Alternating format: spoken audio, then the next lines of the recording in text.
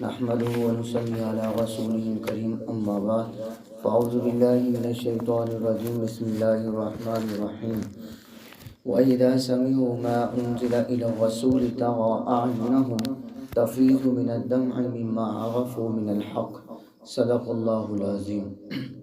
7واں پارہ ہے، اس کا مختصر خلاصہ یہ ہے کہ جب مسلمانوں نے پہلی ہجرت حبشہ کی طرف کی تو مشرکین مکہ مسلمانوں کو حبشہ سے نکلوانے کا مطالبہ کرتے تھے، اور حبشہ کے بادشاہ جس کا نام نجاشی تھا اس کے پاس پہنچے تو آپ صلی اللہ علیہ وسلم کے چچا زاد بھائی جعفر بن ابی طالب نجاشی کے دربار میں آئے اور بہترین تقریر کی۔ جب تقریر کی تو جس سے نجاشی جو بادشاہ تھا اس کا دل میں مسلمانوں کی محبت پیدا ہو گئی، تو اس سے اندازہ ہو گیا، اس کو اندازہ ہوا کہ محمد صلی اللہ علیہ وسلم آخری نبی ہیں، تو جس کی پیشن گوئی تورات میں بھی ہوئی تھی، انجیل میں بھی ہوئی تھی، اس کے سامنے تھی۔ تو چنانچہ جب آپ صلی اللہ علیہ وسلم مکہ سے ہجرت کر کے مدینہ میں تشریف لائے تو اسی بادشاہ نے اپنے کچھ علماء کا ایک وفد وہ حضور کے صلی اللہ علیہ وسلم کے پاس بھیجا۔ جب وہ وفد آیا تو آپ صلی اللہ علیہ وسلم نے ان کے سامنے سورۃ یاسین کی تلاوت کی۔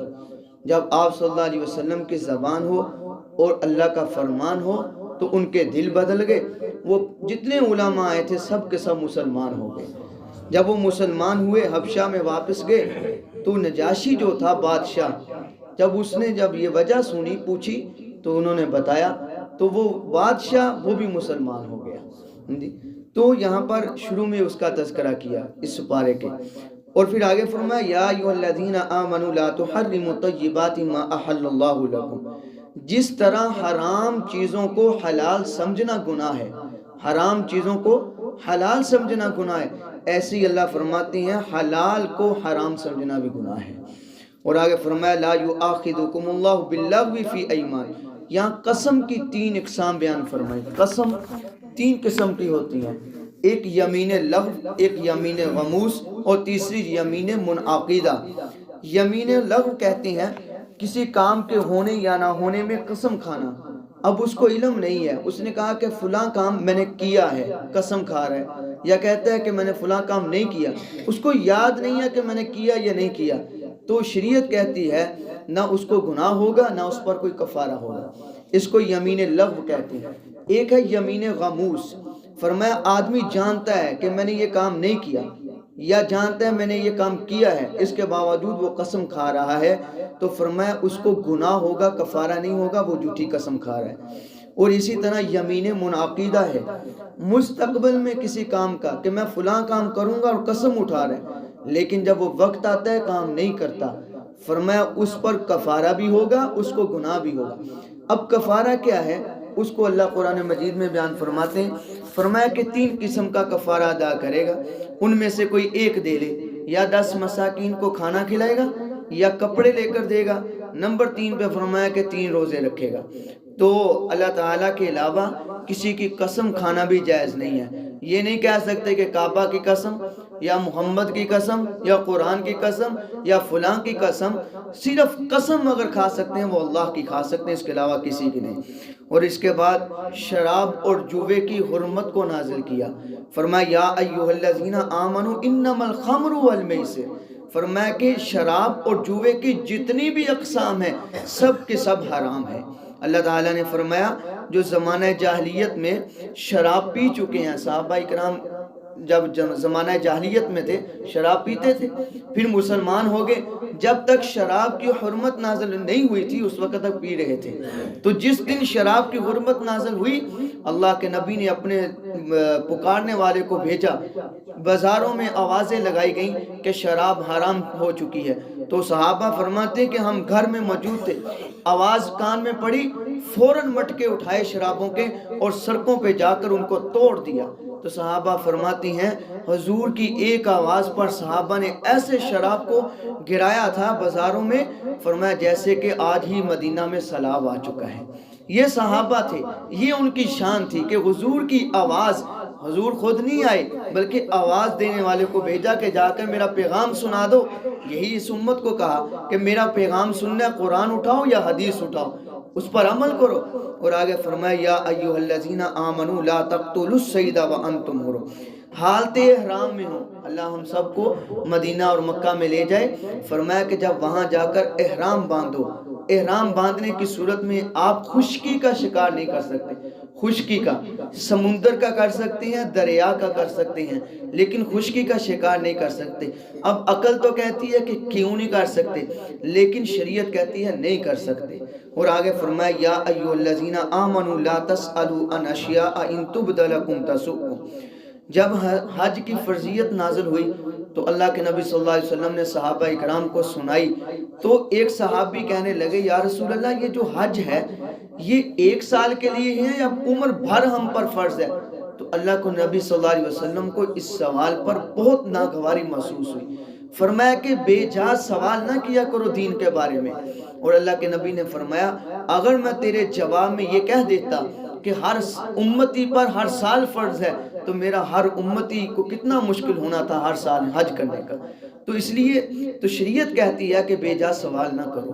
ابھی گائیں جب حضرت موسیٰ علیہ السلام نے وہ بھتیجا جو میں نے بتایا تھا، بھتیجے نے چچے کو قتل کیا، اب وہ گائیں ذبح کرنے کا حکم اللہ نے دیا کہ گائیں کو ذبح کر دو. اب وہ بنی اسرائیل کے لوگ سوال کرتے ہیں گائیں کس طرح کی ہو؟ اللہ کے نبی نے اللہ سے پوچھا، اللہ نے بتایا ایسی ہونی چاہیے. پھر انہوں نے ایک سوال کر دیا کہ گائیں موٹی ہو پتلی ہو، وہ بھی بتا دیا. وہ اب پورے یعنی وہاں پہ جو لوگ تھے کسی کے پاس وہ گائیں نہیں مل رہی تھی. آخر وہ ایک نوجوان تھا جو ماں کی خدمت کرتا تھا، اسی کے پاس وہ گائیں تھی. تو وہ گائیں جب وہاں سے ملی تو ایک طرف سونا رکھا گیا، ایک طرف گائیں رکھی گئی، پھر وہ گائیں لی گئی. تو پھر اس گائے کو ذبح کیا گیا. کیا کرنا تھا؟ صرف اس کا ٹکڑا اٹھا کر ادھر لگانا تھا. لیکن بے جا دین میں سوال کرنے سے انسان بہت دور نکل جاتا ہے. اور آگے فرمایا یا ایھا الذین آمنوا علیکم انفسکم، اے ایمان والو اپنی فکر کرو. اگر تم سیدھے راستے پر ہوگے تو جو لوگ گمراہ ہیں وہ تمہیں نقصان نہیں پہنچا سکیں. اور ایسے بھی ہے صحابہ اکرام سیدھے راستے پر تھے، پوری دنیا نے زور لگایا لیکن ان کا ایک بال بھی کوئی برابر بنگا نہیں کر سکا، ٹیڑھا نہیں کر سکا. کیوں؟ وہ سیدھے راستے پہ تھے، وہ رسول اللہ صلی اللہ علیہ وسلم کے راستے پہ تھے. تو یہاں سے ہمیں ایک اور بھی چیز ملتی ہے. جب کوئی تبلیغ کرنے کے لیے تبلیغ پہ جاتا ہے نا تو اس کو کوئی گالی دیتا ہے، کوئی دھکے دیتا ہے، کوئی کچھ کہتا ہے، کوئی کچھ کہتا ہے، لیکن وہ سب کچھ سننے کے باوجود بھی اپنے دل میں محسوس نہیں کرتے. کیوں؟ ان کو اپنی فکر ہے، ان کو دوسروں کو صرف سبق بتانا ہے کہ بھائی میری ذمہ داری ہے کہ میں اللہ کا دین تم تک پہنچا دوں، میں پہنچانے کے لیے تمہارے پاس آیا. فکر وہ اپنی کرتا ہے. تو یہی آیت ہمیں بتاتی ہے کہ اپنی فکر کرو، دوسروں کو رہنمائی کرو، ان کو ہدایت کا ذریعہ بنو، لیکن فکر اپنی کرو. آگے فرمایا ہے یا ایھا الذین آمنوا شہادۃ بینکم اذا حضر. اب یہاں پر اذ قال اللہ یا عیسیٰ ابن مریم اذکر نعمتی علیک وعلی والدیک. حضرت عیسیٰ علیہ السلام کو جو اللہ نے معجزات دیے تھے ان کا تذکرہ ہے کہ ان کو ماں کی گود میں ابھی چھوٹے تھے، وہاں ان کو اللہ نے بولنے کی طاقت دی. جب مریم علیہ السلام پر بہتان لگا نا، اب مریم علیہ السلام فرما رہی یا اللہ میں اوپر سے نیچے جاؤں گی، لوگ مجھے برا کہیں. ہوا بھی ایسے، جب مریم علیہ السلام نیچے آ رہی تھی سارے علاقے والے اکٹھے ہو گئے کہ مریم علیہ السلام کا نہ کوئی شوہر ہے نہ کوئی خاوند ہے، یہ بچہ کہاں سے لے آئی؟ تو نعوذ باللہ الزام لگانے والوں نے نبیوں کو نہیں چھوڑا. تو وہاں پر الزام تراشی ہوئی تو وہاں پر اللہ نے حضرت عیسیٰ علیہ السلام کو بولنے کی طاقت دی. انہوں نے قرآن مجید میں آتا ہے قال انی عبد اللہ، اور لوگوں میں تو اللہ کا بندہ ہوں، مریم علیہ السلام کا بیٹا ہوں. تو وہاں پر انہوں نے اپنی گواہی دی. تو دوسرے نمبر پہ اللہ نے ان کو نبوت عطا کی تھی. نمبر 3 پہ تورات اور انجیل کا علم ان کو نصیب فرمایا تھا. نمبر 4 پہ فرمایا کہ جبریل علیہ السلام کے ذریعے ان کو تقویت دی تھی اللہ نے. اور نمبر 5 پہ فرمایا مردوں کو ہمارے حکم سے زندہ کر دیتے تھے، یہ ان کے ہاتھ اللہ تعالیٰ نے طاقت دی تھی. اور اسی طرح کوڑ اور برس کی بیماری پر ہاتھ پھیرتے تھے وہ تندرست ہو جاتا تھا. اور اسی طرح گارے سے پرندہ بنا کر اس میں پھونک مارتے تھے تو اللہ تعالیٰ اس کو زندہ کر دیتا تھا. یہ کس کا موضوع؟ حضرت عیسیٰ علیہ السلام کے موضوع۔ حضرت عیسیٰ علیہ السلام کے بارے میں اللہ تعالیٰ نے قرآن مجید میں فرمایا کہ کل قیامت کا دن ہوگا، عیسیٰ علیہ السلام کو ماننے والے وہ سارے کے سارے سامنے کھڑے ہوں گے، ان کی قوم والے۔ تو حضرت عیسیٰ علیہ السلام وہاں کھڑے ہو کر کہیں گے یا اللہ یہ جتنے بھی لوگ ہیں انہوں نے مجھے اللہ کا بیٹا کہا یا مجھے خود اللہ کہا ہے، اے اللہ میں اس عقیدے سے بری ہوں، میں نے ان کو یہ سبق نہیں دیا ہے۔ تو یہ انبیاء علیہ السلام وہاں اپنی قوم کے بارے میں کہیں۔ آگے سورۃ الانعام، انعام چوپائے کو کہتے ہیں، تو اس کا اللہ نے تذکرہ کیا کہ عرب کے مشرکین جو تھے وہ مویشیوں کو یعنی یہ جانور جو ہیں ان کو اپنے بتوں کے نام پر وقف کر دیتے تھے، جس طرح ہمارے ہاں بھی آج کل ہوتا ہے نا، یہ کہتے ہیں فلاں بابا جی کی گائیں ہے، یعنی اسی طرح پہلے لوگ بھی کرتے تھے۔ وہ اللہ نے پوری صورت نازل کی ان پر کہ وہ جانور کو جب وقف کر دیتے تھے کہتے تھے اس کو کھا کوئی نہیں سکتا، اس کا دودھ کوئی نہیں پی سکتا، حالانکہ اللہ تعالیٰ اسی بارے میں کہتے ہیں کہ حلال چیز کو حرام نہیں کرنا، تو اسی طرح لوگ کرتے تھے، کہتے ہیں یہ فلاں بابا جی کا ہے تو اس کو نہ کوئی پی سکتا ہے نہ کوئی کھا سکتا ہے۔ اللہ فرماتی ہیں سب کچھ اللہ کے نام کا ہے، اس کے علاوہ کسی کا نام نہیں ہے۔ تو اس میں توحید، رسالت، آخرت اور اللہ نے جو ہمیں نعمتیں دی ہیں ان کا اللہ نے تذکرہ کیا۔ سب سے پہلے اللہ فرماتے ہیں تمام تعریفیں اللہ کے لیے جس نے آسمان اور زمین کو بنایا، اس نے روشنی اور اندھیرے کو بنایا، اور ایسی قدرت والی ذات، لیکن اس کے ساتھ پھر بھی قوم نے امت نے ظلم کر دیا۔ اللہ کہہ رہے ہیں ظلم کیا کیا؟ فرمایا کہ انہوں نے اللہ کے برابر دوسروں کو شریک ٹھہرا دیا۔ اللہ چاہتا نہیں ہے کہ میرے ساتھ میرے برابر کسی کو تم شریک ٹھہراؤ۔ اور آگے فرمایا حالانکہ زمین، آسمان، روشنی، اندھیرے یہ سب کچھ بنانے والا میں ہوں اور تم میرے ساتھ کسی کو شریک ٹھہراؤ۔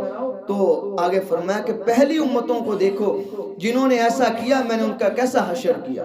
تو حقیقتاً قرآن کھول کر دیکھیں اللہ تعالیٰ کے ساتھ جس کو شریک ٹھہرایا اللہ نے ان کے ساتھ بہت بڑا ان کو ہلاکت میں ڈالا، بہت بڑی ہلاکت میں ڈالا۔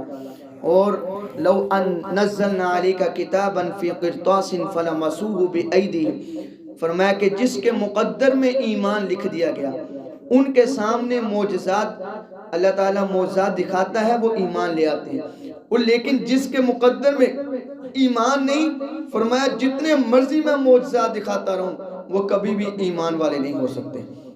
اور آگے فرمایا وَأُوحِيَ إِلَيَّ هَذَا الْقُرْآنِ لِأُنذِرَكُمْ بِهِ وَمَنْ بَلَغَ۔ میرے بھائیو قرآن کو سمجھے بغیر دین کا سمجھ آنا ممکن نہیں ہے، قرآن کو سمجھے بغیر دین کا سمجھ آنا ممکن نہیں ہے۔ یاد رکھیں تبلیغ کو سمجھنے کے لیے قرآن کو سمجھنا ضروری ہے، اور تصوف کی گہرائی کو سمجھنے کے لیے قرآن کا سمجھنا ضروری ہے، تجارت کے اصول کے لیے قرآن کا سمجھنا ضروری ہے، زراعت کی جائز اور ناجائز کے لیے قرآن کا سمجھنا ضروری ہے، گھریلو زندگی، نکاح ہے، عدت ہے، طلاق ہے، ہر عمل کے لیے قرآن کا سمجھنا ضروری ہے۔ غرض یہ کہ زندگی کا کوئی لمحہ قرآن کے بغیر نہیں گزر سکتا، ہر عمل کے لیے قرآن کا سمجھنا ضروری ہے۔ لیکن آج افسوس کہ ہم نے اس قرآن کو صرف اور صرف ہم نے نئی دکان بن جائے آؤ بھئی قرآن خوانی ہو جائے، نیا گھر بن جائے قرآن خوانی کر لیں، کوئی فوتگی ہو جائے آؤ جی قرآن خوانی ہو جائے، جناب کوئی بھی ایسا معاملہ، ہاں جی بیٹے کی نوکری نہیں لگ رہی جناب قرآن خوانی ہو جائے بیٹے کی نوکری لگ جائے۔ قرآن اس لیے نہیں ہے، قرآن صرف ہماری زندگی کے ایک ایک لمحے کے لیے قرآن ہے، اس کے بغیر قرآن کے بغیر گزارا نہیں۔ لیکن امت سمجھتی ہے کہ قرآن ہو نہ ہو ہماری زندگی ہونی چاہیے، ایسا نہیں ہو سکتا۔ میرے بھائیوں یہ تو صرف 10-15 منٹ یہ اللہ تعالیٰ نے ہمیں توفیق دی ہے، ہم قرآن کو کھولتے ہیں، لیکن یقیناً یہ قرآن ایک ایسی کتاب ہے کہ اگر انسان اس کو شروع کر دے رات دن تو ختم ہو سکتے ہیں، لیکن قرآن کا ایک ایک آیت نہیں ختم ہو سکتی۔ اور آگے فرمایا ہے اللہ رب العزت نے کہ دنیا کے لوگ یہ چاہتے ہیں، یہ کافر لوگ یہ چاہتے ہیں کہ ہماری صرف یہی دنیا کی زندگی ہے، آخرت میں ہمیں دوبارہ نہیں اٹھایا جائے گا۔ لیکن جو نیک لوگ ہوتے ہیں، جو متقی ہیں، وہ جانتے ہیں کہ ہماری یہ زندگی یہ تو کھیل کود کی طرح ہے، آخرت کی زندگی وہ بہترین زندگی ہے۔ اور آگے فرمایا ہے صحابہ اکرام رضوان اللہ علیہم اجمعین کے بارے میں کہ جب سردار بڑے بڑے چودھری لوگ اللہ کے نبی صلی اللہ علیہ وسلم ان کو دعوت دینے کے لیے جاتے، وہ آگے سے کہتے ہیں ہم آپ کی مجلس میں آئیں گے لیکن آپ کی مجلس میں کچھ غریب لوگ بیٹھے ہوتے ہیں تو اس لیے ہمارا آنے کو دل نہیں کرتا۔ اب حضور صلی اللہ علیہ وسلم کے دل میں بات آئی کہ شاید میں ان لوگوں کو سائیڈ پہ کر دوں، وہ لوگ شاید آ جائیں ایمان قبول کر لیں۔ حضور تو طلب تھی کہ ایمان والے بن جائیں، لیکن اللہ تعالیٰ نے قرآن نازل فرمایا کہ یا رسول اللہ یہ لوگ پہلے ہیں، وہ لوگ بعد میں ہیں۔ کیوں؟ یہ پہلے ایمان لے کر آئے ہیں، پہلے اسلام لے کر آئے، انہوں نے دین کی خاطر قربانیاں دی ہیں۔ یا رسول اللہ یہ بھی بیٹھیں گے وہ بھی بیٹھیں گے، لیکن ان کی قسمت میں ایمان ہوا تو قبول کر لیں گے ورنہ نہیں۔ اور یاد رکھیں میرے اللہ کے نزدیک امیر غریب کو نہیں دیکھا جاتا، دیکھا جاتا ہے تو صرف ایمان اور کافر کو دیکھا جاتا ہے، ایمان اور کفر کو دیکھا جاتا ہے۔ تو ایمان اور کفر سے اللہ تولتا ہے، امیر اور غریب کو نہیں تولتا۔ یہ نہ سمجھے کہ میں امیر ہوں تو میں چودھری ہوں۔ میں نے پہلے بتایا چودھری وہ ہے جو 5 وقت کا نمازی ہے، جو قرآن والا ہے، جو اللہ کے حکموں کے مطابق چل رہا ہے، وہ چودھری ہے دنیا میں۔ بھئی آخرت میں بھی وہی چودھری ہے۔ یعنی دنیا میں تو اپنی چودراہٹ چلا لو گے، آخرت میں کیسے چلاؤ گے؟ آخرت میں وہ اسی کی چودراہٹ ہوگی جو اللہ کے حکموں کے مطابق چلے گا۔ اور آگے فرمایا ہے حضرت ابراہیم علیہ السلام کے بارے میں، حضرت ابراہیم علیہ السلام نے عجیب انداز اختیار کیا اپنی قوم کے سامنے کہ اللہ کو سمجھانے کے لیے، کہ قوم کہتی تھی ستارے خدا ہیں، کوئی کہتا ہے چاند خدا ہے، کوئی کہے سورج خدا ہے۔ حضرت ابراہیم علیہ السلام کھڑے ہو گئے، قوم کھڑی ہے، فرمایا آؤ میں تمہیں بتاؤں کون خدا ہے۔ اپنے باپ کو کہا، ان کا نام آزر تھا، اللہ نے قرآن مجید میں ان کا بھی تذکرہ کیا اسی سپارے میں۔ آزر اپنے باپ سے کہا ابا جی آپ اور آپ کی قوم کو کھلی گمراہی میں دیکھ رہا ہوں۔ پھر کہا کہ یہ سورج جو ہے میرا خدا ہے۔ حضرت ابراہیم خود کہتے ہیں سمجھانے کے لیے یہ سورج میرا خدا ہے، جب شام کو غروب ہوتا ہے میں تو ایسے خدا کو نہیں مانتا جو غروب ہو جاتا ہے۔ پھر ستاروں کو کہا کہ یہ میرا خدا ہے، چاند کو کہا یہ میرا خدا ہے، جب شام کو غروب ہو صبح کو غروب ہوئے فرمایا کہ میں ایسے خداؤں کو نہیں مانتا۔ آگے اللہ کے نبی آیت بیان فرمائی انی وجہت وجہی للذی فطر السماوات والارض حنیفا، میں تو ایسے خدا کو مانتا ہوں جس نے آسمان اور زمین کو پیدا کیا ہے۔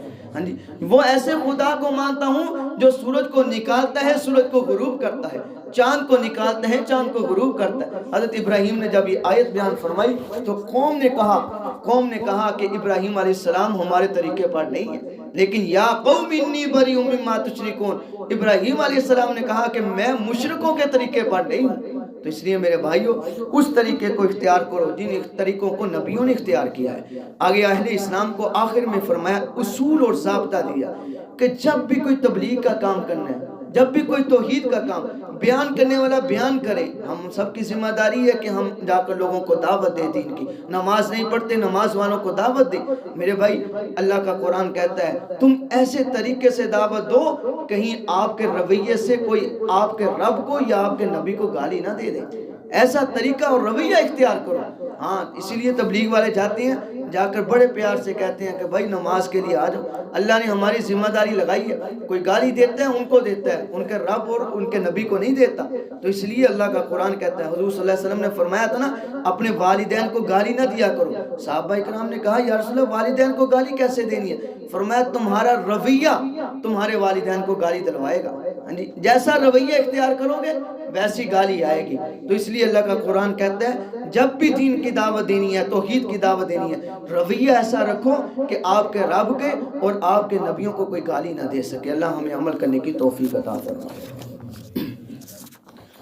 بسم اللہ الرحمن الرحیم الحمدللہ رب العالمین والصلاة والسلام علی سائر الانبیاء والمرسلین اللہم ربنا آتنا فی الدنیا حسنہ وفی الآخرۃ حسنۃ وقنا عذاب النار اللہم تقبل منا لخدمت الدین بالاخلاص صلی اللہ تعالی علی خیر خلقہ محمد وعلی آلہ وصحبہ اجمعین برحمتک یا ارحم الراحمین۔ جزاکم اللہ خیر۔